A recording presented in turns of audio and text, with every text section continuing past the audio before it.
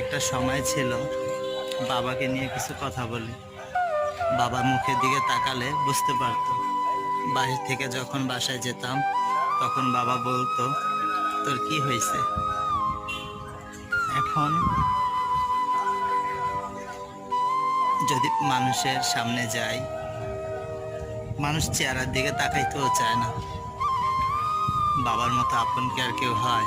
বাবা তো চেহারা দেখলে বুঝতে পারতো। মানুষ কি তা বুঝবো? মানুষ তা কখনোই বুঝবো না। এই হলো আমাদের নিষ্ঠুর দুনিয়া।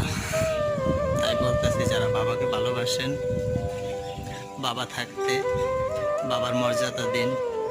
বাবা না থাকা মানুষগুলো জানে যে বাবা না থাকা কি একটা কষ্ট, অনেক পরিমাণ কষ্ট। দাঁত থাকতে দাঁতের মর্যাদা দেওয়া শিখি আমরা। আমার বাবা নেই, আমি বুঝি তো পৃথিবীটা কত কঠিন।